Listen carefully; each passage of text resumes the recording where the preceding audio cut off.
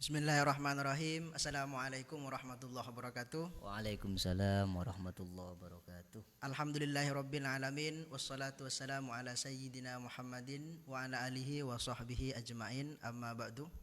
Alhamdulillah pemirsa, teman-teman dimanapun Anda berada, semoga tetap dalam lindungan Allah Subhanahu wa taala sehingga esok hari bisa kembali beraktivitas.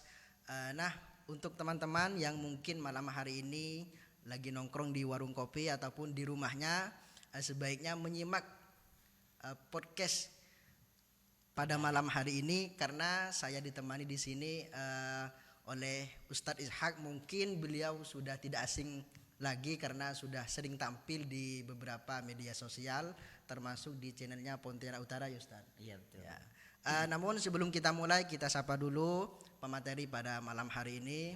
Assalamualaikum Ustadz. Waalaikumsalam warahmatullahi wabarakatuh. Mungkin boleh disapa dulu teman-teman insaniyah atau isantri. Ya. Assalamualaikum warahmatullahi wabarakatuh. Bismillahirrahmanirrahim. Salatu wassalamu ala Rasulillah Sayyidina wa Maulana Muhammad ibn Abdillah wa ala alihi wa sahbihi wa mawalah. Wala haula wala quwwata illa billah. Pemirsa, sahabat-sahabat dimanapun Anda berada, terutama sahabat-sahabat insaniyah dan insantri, karena kebetulan saya juga satu alma mater ya dengan kawan-kawan insantri dan insaniyah. Mudah-mudahan semuanya sahabat-sahabat dimudahkan urusannya oleh Allah, dilancarkan rezekinya, diberikan jalan keluar dari setiap masalah yang dihadapi. Ini perdana ya, perdana. Jadi harap dimaklumi. Siap Ustaz. Harap dimaklumi. Oke, mungkin cukup. Namun sebelum saya mulai, terlebih dahulu mengetahui profil beliau. Nah, beliau ini juga merupakan salah satu juga alumni Pondok Pesantren Raudhatul Ulum Al-Khaliliyah, dan juga beliau juga melanjutkan pendidikan pesantrennya di beberapa pesantren termasuk di Raudhatul Ulum 1 Malang Ustaz. Betul. Kemudian lanjut di Pondok Pesantren Lirboyo. Itu di Lirboyo berapa tahun Ustaz? Di Lirboyo saya 8 tahun. 8. Kalau yang di Raudhatul Ulum 1? Di Raudhatul Ulum 1 3 tahun. 3 tahun. Dan di Parit Surabaya 4 tahun. Berarti sudah 15 tahun. Ini sudah sekelas kiai. Jadi tidak perlu diragukan kembali, tidak sebenarnya kalah nasib ya saya. Kalah nasib. Iya. Artinya jangan diragukan lagi masalah keilmuan beliau karena sudah lama mondok di beberapa pesantren. Nah, langsung saja kali ini kita akan membahas tentang yang dibahas adalah kitab Muraqil Ubudiyah. Nah, tentu ini sangat ilmiah karena beliau langsung membawa kitabnya. Selanjutnya kami serahkan kepada beliau. Monggo Ustaz.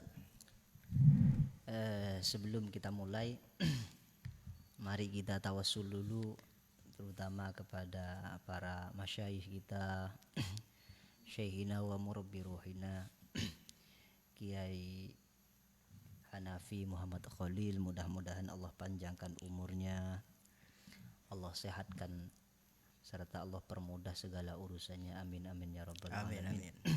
Serta segenap sahabat-sahabat dimanapun Anda berada yang dalam keadaan kesulitan, mudah-mudahan dipermudah oleh Allah. Amin amin amin. Dengan berkah kita membaca suratul Fatihah, Al-Fatihah. Bismillahirrahmanirrahim. Alhamdulillahirabbil alamin. Arrahmanirrahim. Maliki yaumiddin. Iyyaka na'budu wa iyyaka nasta'in. Ihdinas siratal mustaqim. Siratal ladzina an'amta 'alaihim ghairil maghdubi 'alaihim waladdallin. Ini podcast perdana. Mudah-mudahan ini istiqomah ya. Amin amin. Kemarin sebenarnya saya sudah sowan kepada Al-Mukarram Agus Fawaid Azman tentang materi yang akan kita podcastkan. Kata beliau ya terserah sampean. Sehingga kemarin sebenarnya kita pinginnya fikih murni ya. Cuma setelah saya pikir-pikir kayaknya saya lebih terdorong untuk yang oplos. Saya makanya kemudian saya ambil kitab Bidayatul Hidayah, di mana Bidayatul Hidayah itu kan oplos ya.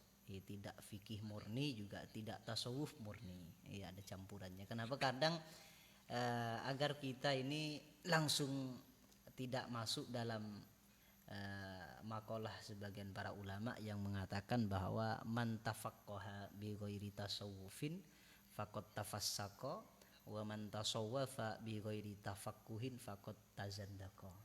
Orang yang hanya melulu belajar fikih tanpa disertai tasawuf itu biasanya gampang fasik. Karena kadang orang yang hanya melulu belajar fikih itu hanya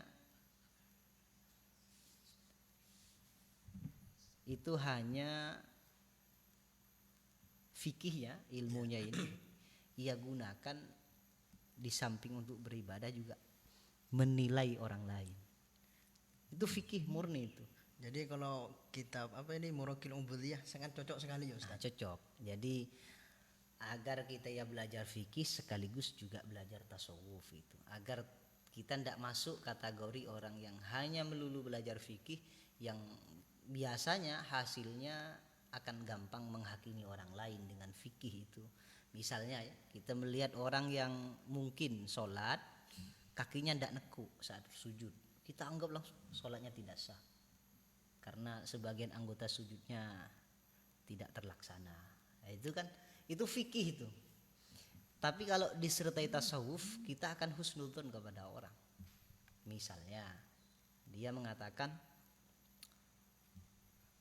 mungkin memang kakinya tidak bisa nekuk, mungkin faktor penyakit atau yang lain. Itu tasawuf sudah, itu husnudzon kan larinya itu. Di fikih kan jarang bahas itu, sehingga kemudian saya pakai yang ini. Tapi ada kalau melulu belajar tasawuf tanpa didasari fikih ya rawan juga. Itu malah lebih rawan dari fikih tadi. Bisa tazandaqo itu kafir. Ya, ada yang mengatakan ateis itu. Bisa tak bertuhan. Tidak bertuhan. Sehingga saya ambil Muraqil Ubudiyah ini. Karena ini perdana maka saya hanya pembukaan saja. Kitab Bidayatul Hidayah ini adalah karangan seorang ulama besar ya, bahkan salah satu panutan Ahlus Sunnah wal Jamaah di dalam bidang tasawuf atau akhlak, yakni Hujjatul Islam Abu Hamid Muhammad bin Muhammad Al-Ghazali At-Tusi.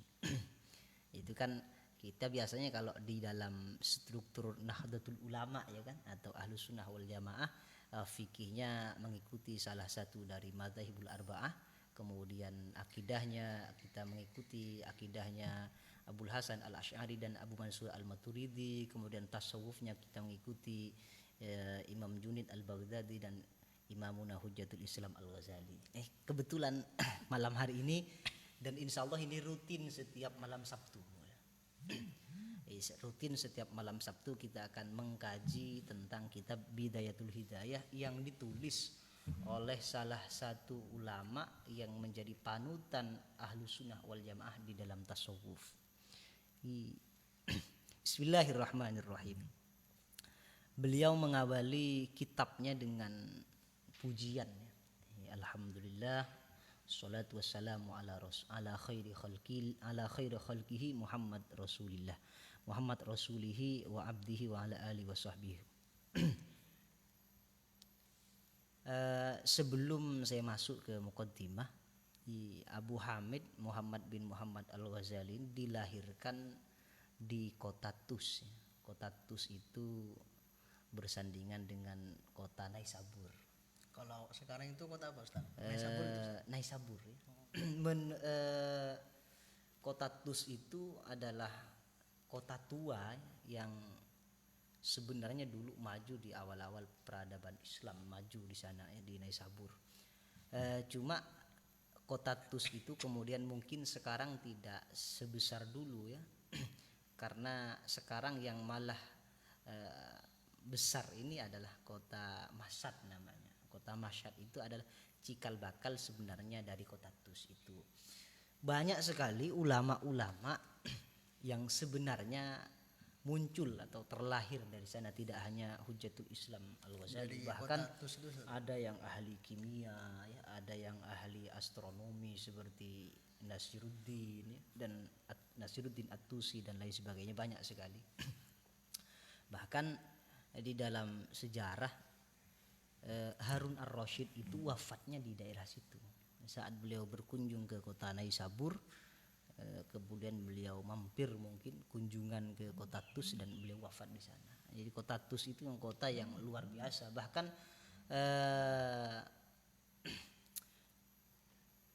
saya lupa ya siapa namanya itu, yang merupakan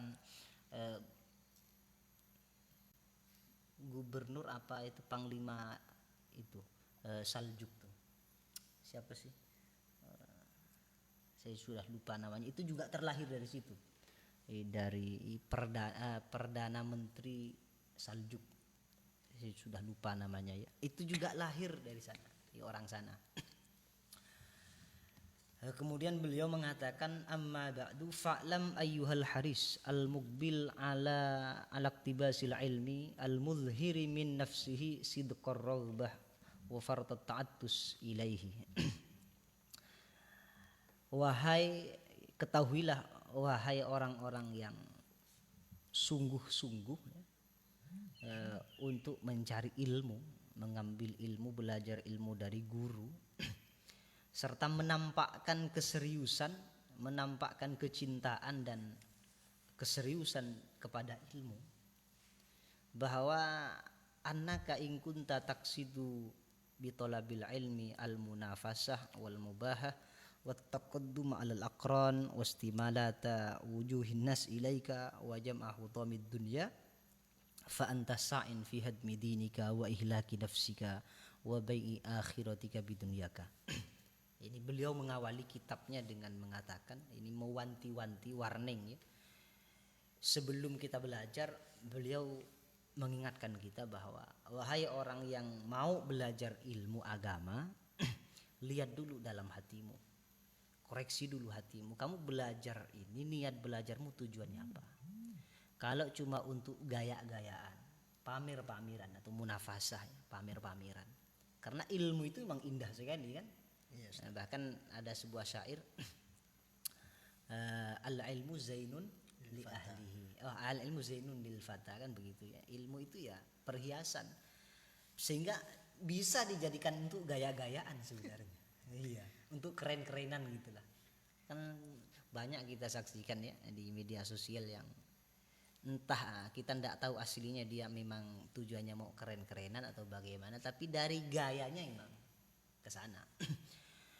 Atau wal mubahah, jadi bangga-banggaan, kesombongan. Karena barang bagus sih juga bisa jadi kesombongan, sama dengan ketampanan dan kecantikan juga, itu juga afatnya ya sombong.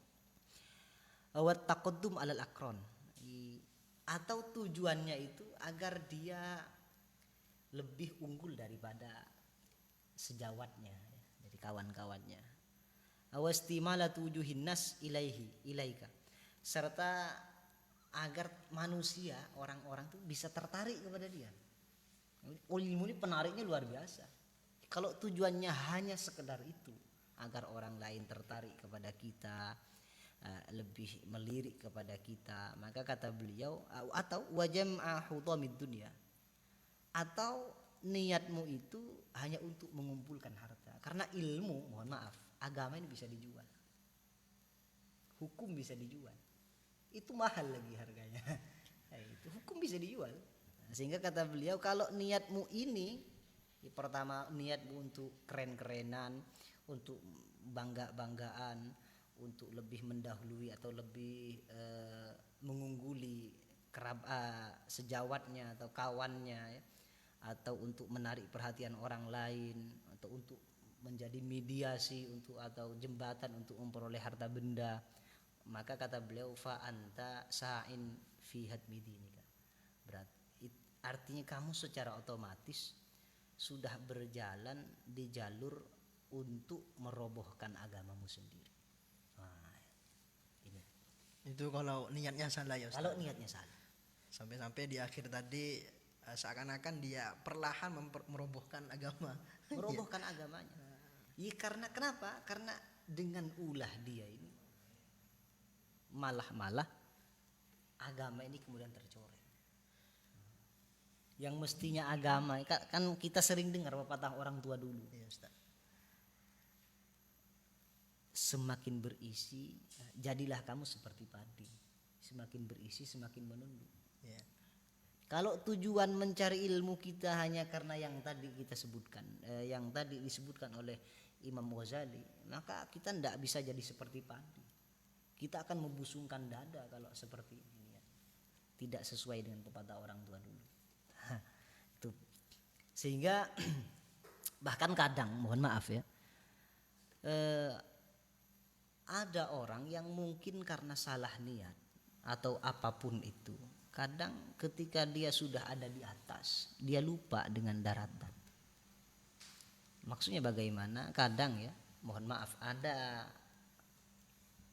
sebagian alumni pesantren, sebagian yang mungkin sudah merasa pandai, merasa bisa, dia melupakan guru-gurunya yang dulu. Bahkan mungkin dia ingin menyaingi. Ini yang bahaya Ustaz. Bisa jadi. Misalnya, mohon maaf, guru dasarnya dulu alif, dia belajar membaca Al-Quran, belajar alif, huruf hijaiyah.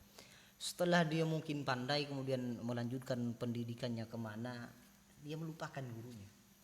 Tidak pernah didatangi, bahkan mungkin kalau salaman tidak cium tangan. Bahkan nih kadang kita di pesantren ini kan banyak kita saksikan alumni pesantren yang kadang, mohon maaf, ketemu gurunya yang dulu di pesantren jadi ustadznya, dia kayak berat sekali mau cium tangan gurunya, entah bagaimana itu. Nah ini mungkin karena ini pengetahuan dia itu untuk munafasah, dijadikan bahan pameran dan mubahah, membangga-banggakan, sehingga mungkin dia merasa kalau saya cium tangan guru saya yang dulu di pondok jadi ustadz saya, padahal ketika keluar mungkin pangkat gurunya lebih di bawah dia, entah itu dalam struktur kepengurusan apa atau bagaimana, sehingga dia kalau cium tangan mungkin akan merasa hina di mata orang lain, sehingga dia dengan egonya itu dia tidak mencium tangan gurunya. Nah, ini bahaya, dan ini yang kemudian menjadikan keberkahan ilmunya kurang. Nah, ini perlu untuk diperhatikan. Kemudian wa ihlaki nafsika, kata beliau, dan itu juga akan merusak dirimu. Kenapa rusak? Sebab ilmu itu hakikatnya akan mendatangkan ridho dari Allah. Itulah orang kalau punya ilmu, peluang ridho dari Allah itu gampang. Sehingga ada sebuah hadis Nabi yang mengatakan, man salaka tariqan yaltamisu fihi ilman sahalallahu lahu tariqan ilal jannah. Barang siapa yang menempuh jalan mencari ilmu, maka Allah akan mempermudah baginya jalan menuju surga.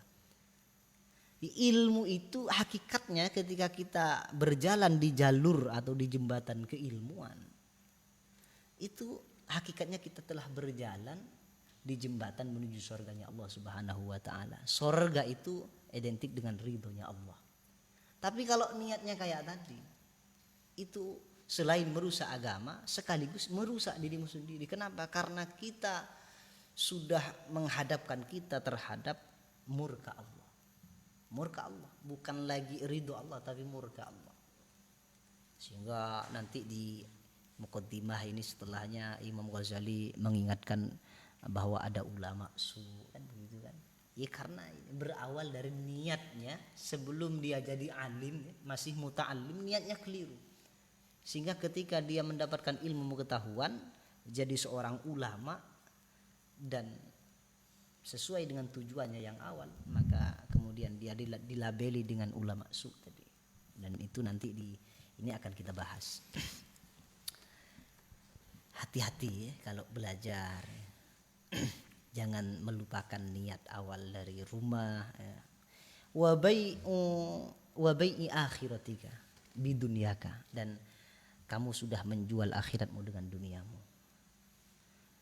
Kata beliau, fasafqatuka khasiratun wa tijaratuka ba'iratun. Hakikat dari transaksimu tadi, menjual agama ditukar dengan dunia, menjual akhirat diganti dengan duniawi, itu rugi besar. Ibarat orang bilang sekarang rugi bandar. Rugi bandar. Kenapa? Ya, karena penghasilan dunia yang kita dapat sekarang ini dibandingkan dengan pahala akhirat tidak ada apa-apanya. Tidak ada apa-apanya. Tidak ada apa-apanya. Sehingga ya rugi bandar. Nah, ini rugi. Wa muallimuka mu'inun laka ala isyanika. Bahkan gurunya yang mengajarinya, yang kemudian membuat karakter dia sama atau karakternya jelek karena niatnya tadi, itu menjadi penolong dia untuk bermaksiat kepada Allah. Nah, maka hati-hati, guru juga harus hati-hati bagaimana kemudian guru bisa mengarahkan. Makanya guru itu kan tidak hanya mengajar, tidak hanya, tapi tarbiyah, mendidik betul. Niatnya ditata oleh guru yang nata niatnya, diajarkan kepada anak. Kadang anak kecil ini kalau ditanya, kamu cita-cita mau jadi apa? Anak kecil mau jadi main bola, padahal dia mondok di pondok pesantren, kan salah tempat. Ada yang begitu, sehingga guru itu yang harus mengarahkan. Jangan sampai kemudian santrinya ini atau siswanya, muridnya itu kemudian punya karakter jelek, ya, punya sifat buruk yang akan berefek kurang baik juga, kurang menguntungkan bagi gurunya. Karena kalau sampai santrinya ini gagal gara-gara guru kurang perhatian, maka guru akan menjadi mu'inun alaihi ala isyanihi. Guru akan menjadi yang membantu dia karena kurang tadi. Sehingga peran guru itu luar biasa penting. Peran guru penting, terus perhatian santri kepada gurunya juga lebih penting, tidak kalah penting dari perhatian guru kepada santrinya. Kadang santri kan kurang perhatian sama guru. Kurang perhatian tuh misalnya ya, gurunya menjelaskan, santrinya malah entah ngapain, kan banyak ya yang begitu. Tidak peduli ya Ustaz. Iya, tidak peduli dengan gurunya. Kurang perhatian. Ya Allah, ini betapa dari mukaddimah yang sedikit ini saja tergambar bahwa betapa Imam Al-Ghazali ini luar biasa. Wajar kalau kemudian beliau, karena pesannya ini ngeri. Sampai guru ini gagal mendidik santri karena ketidakpedulian dia terhadap santrinya, maka gurunya kena juga nanti. Guru itu kemudian kalau gagal dalam mendidik santrinya karena pemberian pendidikan yang keliru, kata beliau, kaba'i saifin min qati'i tariqin. Dia seperti menjual senjata tajam kepada begal. Iya. Artinya kena juga ya Ustaz. Iya, karena kan dia dapat ilmu dari gurunya, yang kemudian menjadi kebanggaan dia, menjadi untuk gaya-gayaan dia, gurunya. Kalau gurunya salah mengarahkan, maka sama seperti seseorang yang menjual senjata tajam kepada seorang begal. Dia kena itu kan hukumnya haram dalam fikih itu kan. Nah ini kata beliau. Sehingga Rasulullah SAW pernah bersabda, man a'ana ala maksiatin walau bisyatri kalimatin kana syarikan lahu fiha. Orang yang membantu orang lain untuk melakukan kemaksiatan meskipun hanya sepenggal kalimat, maka dia akan menjadi syarikan lahu fiha. Dia juga jadi sekutunya di dalam kemaksiatan itu. Nah ini perlu untuk kemudian kita yang sebagai guru ya, yang dipercaya oleh masyayikh untuk mendidik sebagian santri-santri beliau, diberikan kepercayaan, kita jangan putus asa atau jangan kendor untuk mengingatkan santri bagaimana kemudian memperbaiki niat. Itu mukadimah awal yang mungkin saya sampaikan dulu sambil menunggu nanti bisa kita sampaikan. Sebelum dilanjut Ustadz, mari kita sapa dulu beberapa para komentator di sini. Ada El Khozini, Lingga hadir. Ini El Khozini. Salah satu Lingga ya. Iya di Salingga. Ini salah satu ya, itu kawan kita yang masih jomblo, mudah-mudahan segera Allah pertemukan dengan amin. Ya. Beliau juga salah satu juga alumni pesantren Raudhatul Ulum Al Khaliliyah. Kemudian ada Teks Fusa Kubo, ini Mat Wahid, Deskap hadir, Desakapur hadir. Ada juga Edi Suwardi ya, Pak Suhar, NU Pontura hadir. Masya Allah, ini beliau. Assalamualaikum Ustadz Pak Suwardi. Luar biasa beliau nih. Suara kurang nyaring. Mbak Ana Retok hadir. Ya. Kemudian ada ini saran dari Pak Suhardi, request kajian kitab untuk Qori Ustadz Yusuf Milai. Insya Allah untuk selanjutnya kita akan undang beliau untuk menjadi pemateri, karena beliau ini Ustadz Ishak tidak selamanya di sini, karena gantian nanti yang akan menggantikan yaitu salah satu guru di pesantren yaitu Ustadz Yusuf. Kemudian ada Saraswati Malaysia hadir. Oh, ini sudah jauh sekali. Jauh sekali. Alhamdulillah. Padahal masih perdana Ustaz. Alhamdulillah. Perdana, ya. Ada Az-Zahra Nyak Wisnu, Jung Manggis hadir Ustadz. Alhamdulillah. Banyak kawan saya di Jung Manggis. Ada Zalau, ini keren-keren namanya, kayak nama Korea. Sakura Nyimak. Ini Sakura. Tapi Sakura di sini ya, bukan Sakura di Chinese. Kemudian ada Saraswati, saya suka menonton pengajian ini Cah. Alhamdulillah, semoga seterusnya suka. Nah, bagi teman-teman yang malam ini sedang menyaksikan, silakan di like, share sejauh mungkin. Dan bagi teman-teman juga yang mungkin ada pertanyaan dari apa yang dijelaskan oleh Ustadz Ishak tadi, monggo ditulis di kolom komentar. Insya Allah oleh beliau akan langsung dijawab pada malam hari ini juga. Dan selanjutnya kami kembalikan kepada beliau. Monggo Ustaz dilanjut. Saya lanjutkan. Wa in kanat niyyatuka wa qasduka bainaka wa bainallahi ta'ala min talabil ilmi al-hidayah duna mujarradir riwayah fabisyir fa innal malaikata tabsutu laka ajnihataha. Tadi niatnya yang harus dihindari. Seorang santri harus menghindari tujuan-tujuan dari mencari ilmu. Satu, tidak boleh mencari ilmu dengan niat untuk jadi gaya-gayaan, keren-kerenan, jangan. Ini keliru sekali. Yang kedua, jangan sampai kita belajar agama untuk mubahah, bangga-banggaan, untuk jadi kebanggaan, untuk menjadikan kesombongan, jangan. Kemudian yang ketiga adalah wattaqaddum alal aqran, agar dia lebih keren, lebih di atas daripada kawannya. Wastimalata wujuhin nas ilaik.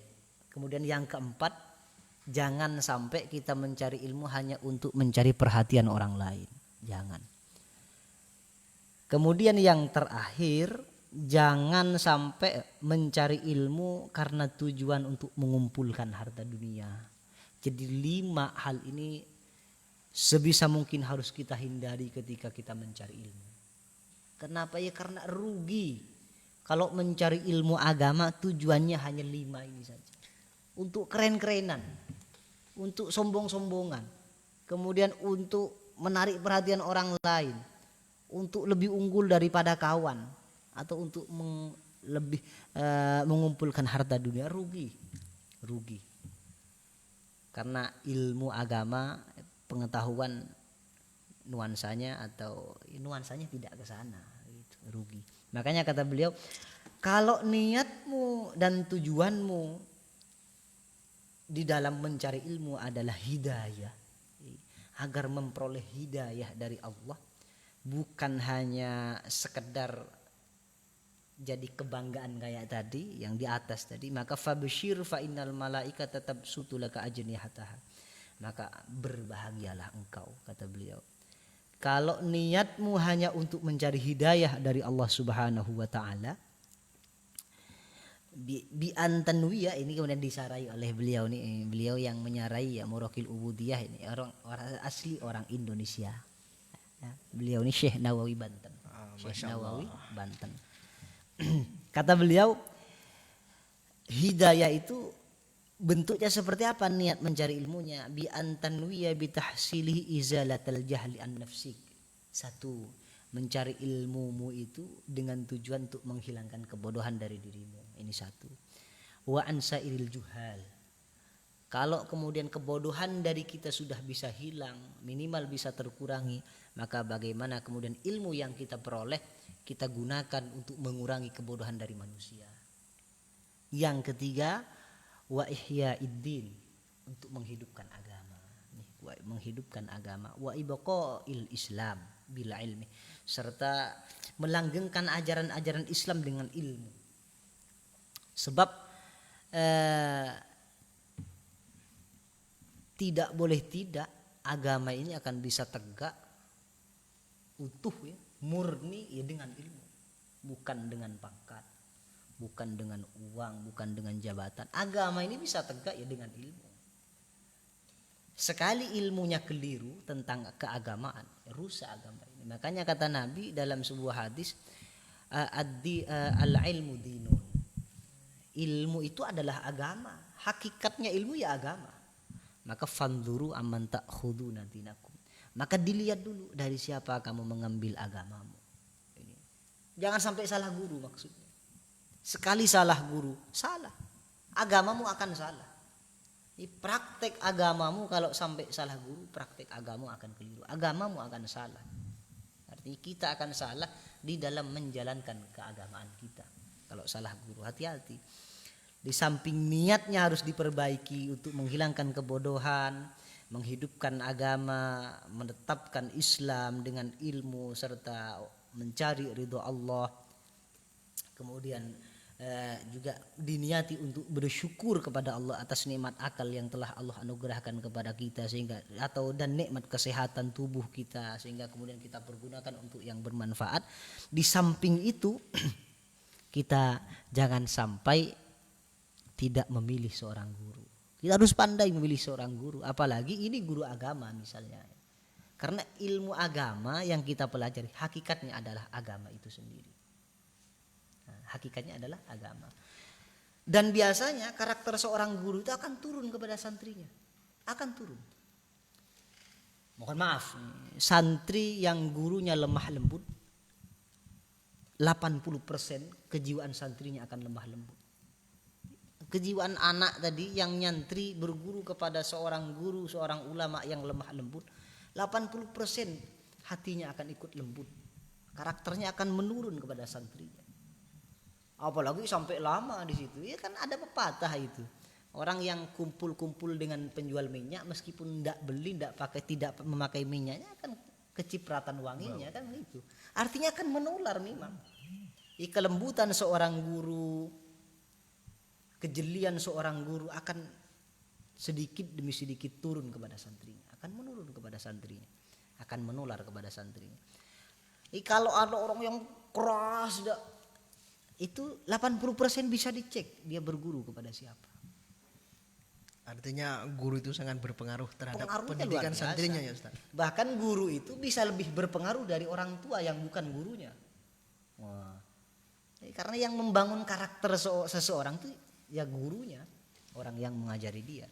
Maka kata Nabi, wajar fanzuru amman ta'khuduna, dilihat dulu, diseleksi dulu. Kamu mau berguru kepada siapa? Hatimu ini sebenarnya lembut apa keras? Kamu suka yang tegas apa yang lembut, yang santun, maka pilih. Kalau memang karaktermu keras, dengan kerasnya itu, dengan tegasnya itu kamu bisa menegakkan agama, menghilangkan kebodohan serta mengekalkan Islam, maka cari guru yang juga tegas, kan begitu. Tidak ada salahnya kalau misalnya gurunya tegas tapi benar.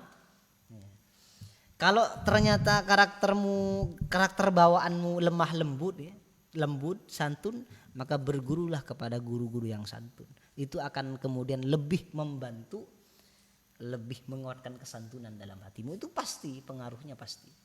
Maka alhamdulillah ya, kita punya guru-guru yang alhamdulillah santun luar biasa.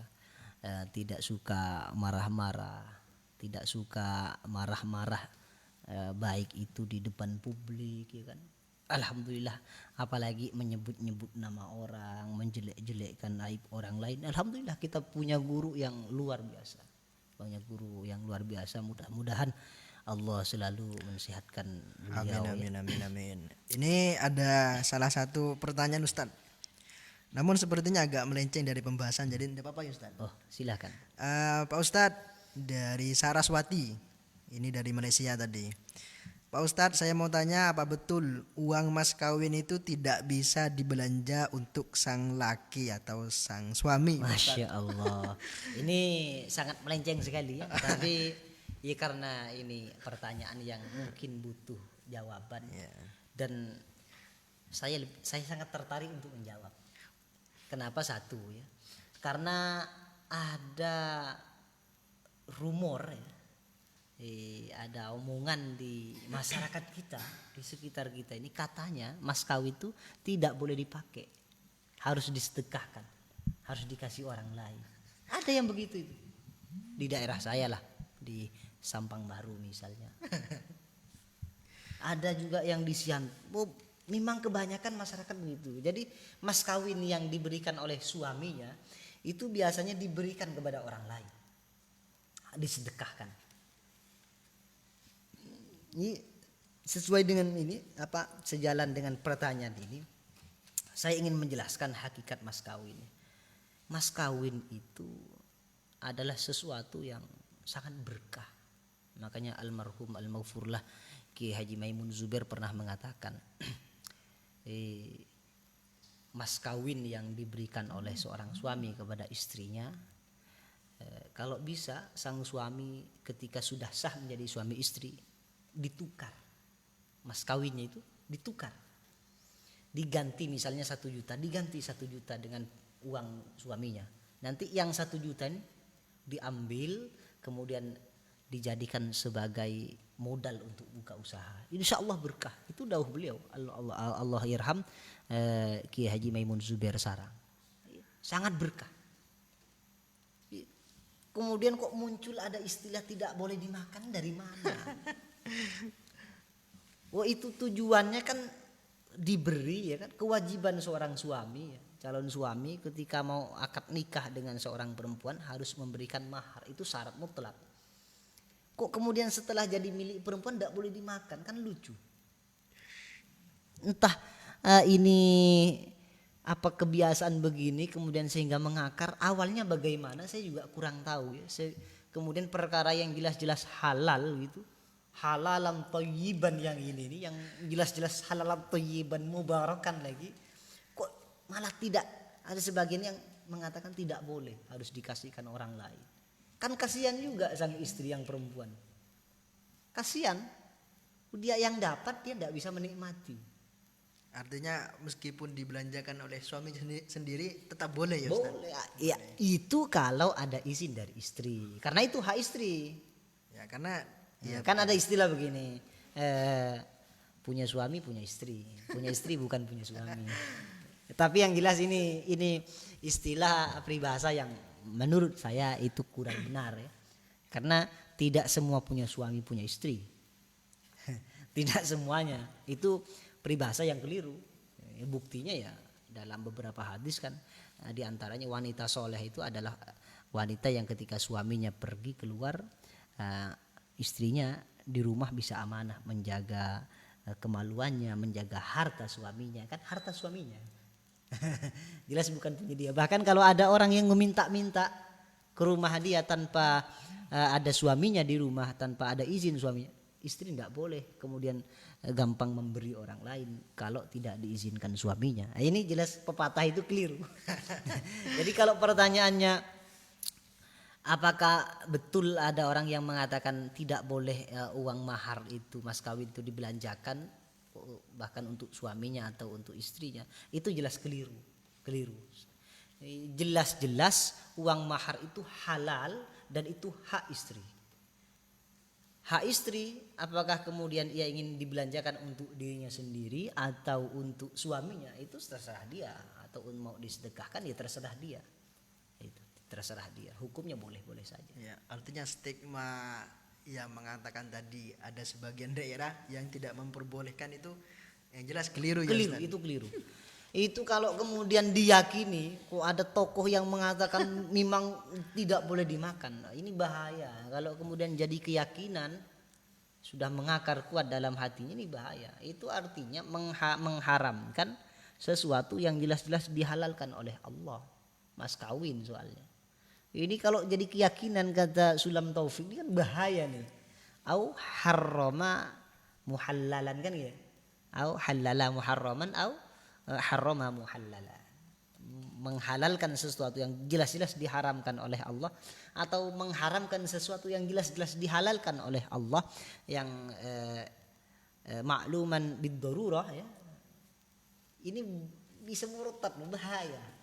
Ini kesalahan yang menurut saya sangat fatal, kesalahan yang kemudian sudah mengakar di sebagian daerah ini. Ini sering saya sampaikan karena prihatin saya. Kalau ada istri kemudian tidak bisa menikmati mas kawinnya. Itu pemberian yang istilahnya perkawin kan sakral kan. Kemudian sesuatu yang jelas-jelas jadi hak istri kok malah tidak boleh. Nah, ini kan menurut saya sangat jauh dari kebenaran. Jadi jawabannya boleh. Saraswati boleh meskipun yang membelanjakan itu adalah suaminya sendiri. Terima kasih Pak Ustadz. Berarti saya bisa melawan orang-orang di sini Pak Ustadz. Boleh, jangan, yang penting jangan ditinju. Nah, itu kan ini membuktikan bahwa di daerah situ sama. Oh iya. Harus disedekahkan gitu. Atau yang penting jangan dimakan. Ada orang yang begitu, yang penting jangan, tak boleh dimakan. Ini kan keliru. Perkara halal tidak boleh dimakan. Duit lagi. Iya kan? Iya. Ya kan lucu sekali. Berarti sudah mengakar kemana-mana. Ini orangnya jauh. Di Malaysia. Di Malaysia. Entah itu Malaysia mana ya, ini kurang tahu, atau pernah kerja di Malaysia saja atau bagaimana. Ya Allah itu.